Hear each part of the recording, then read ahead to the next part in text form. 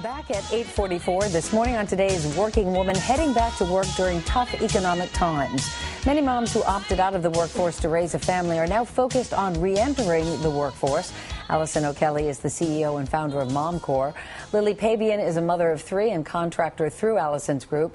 And Today contributor Dr. Gail Saltz is an associate professor of psychiatry at New York Presbyterian Hospital. Good morning to all of you. Good morning. Good morning. Allison, give me a little bit of background on Corps. You help connect women, professional women who have left the workforce, with basically flexible jobs or contract work. That's right. Yeah, we are a staffing company, but we really focus on moms and focus on finding jobs that work for them in their lives. And is this a good time of year to be out there looking for those jobs? It's a fantastic time. People are done with the summer, both moms who have been busy with their kids and also employers who have been on vacation. So we are finding a lot of moms are going back to work now, and a lot of employers are looking to bring them back, especially on a contract basis. Now, Lily, you contacted Corps about a year and a half ago. You started by getting jobs through Corps. Right. How hard was it, 4 years out of the workforce for you, how hard was it for you getting back in mentally?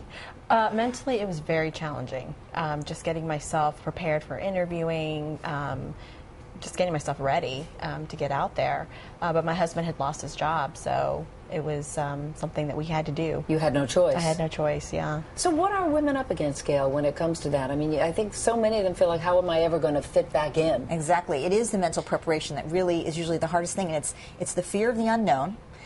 Which you can help yourself with by learning more about what you're going to do, reading or talking to people in the industry so that you don't feel like it's a big abyss. But it's also transition and change, and that's hard for a lot of people. So you worry about your family transitioning, your spouse transitioning. So talking to your family a lot about how you're going to create a structure for them and for yourself so that so that you can see what the transition will look like will help you to feel less anxious. We also tend to ruminate over the negative a lot. Yeah. So making a list for yourself of the positives of going back to work, of which there are many, being a role model for your children in certain kinds of way, having interesting things to discuss with your spouse when you get home. So there are some real positives to be gained. Allison, how do you explain to a prospective employer that this whole gap time, the gap in your resume?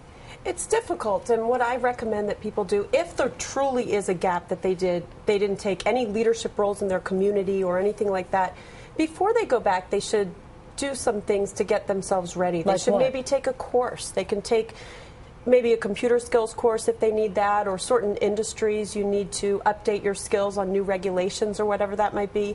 Those are things you can add to your resume. In addition, contract work. Go work for a friend. It doesn't need to be a company that you went and applied for a job, but go do something so that you could show you are ready and able to get back into the workforce. Even an internship.